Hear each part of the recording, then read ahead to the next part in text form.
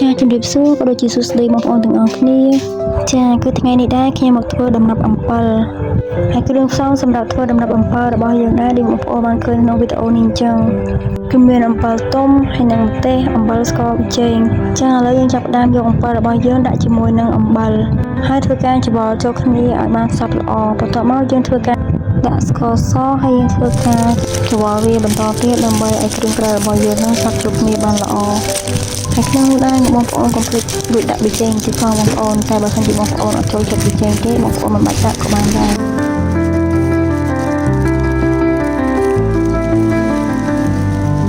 ចាអញ្ចឹងឥឡូវបន្ទាប់ពីយើងធ្វើការច្របល់វាបានចូលគ្នាសព្វល្អហើយយើងធ្វើការនៅម្ទេសរបស់យើងហើយចំពោះម្ទេសនេះដែរបងប្អូនដាក់តាមចំណង់ចំណូលចិត្តរបស់បងប្អូនបាន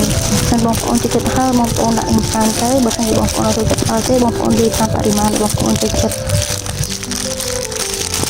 ចាអញ្ចឹងឥឡូវយើងឃើញថាអំពិលរបស់យើងគឺច្របល់ចូលគ្នាបានរួចរាល់ហើយគឺយើងចាប់ផ្ដើមយកវាមកហាលចាហើយសម្រាប់ការហាលនេះដែរគឺយើងដាក់ឲ្យវាចាំថ្ងៃបានល្អដើម្បីងាយស្រួលឲ្យវាឆាប់ស្ងួតលឿនហើយយើងរក្សាទុកបានយូរចាអញ្ចឹងយើងឃើញថាបន្ទាប់ពីហាលថ្ងៃរួចអំពិលរបស់យើងគឺបានស្ងួតហើយប៉ុន្តែបើសិនជាបងប្អូនចង់ឲ្យវាស្ងួតជាងនេះទៀតយើងអាចហាលថែមមួយថ្ងៃទៀតក៏បានដែរបងប្អូន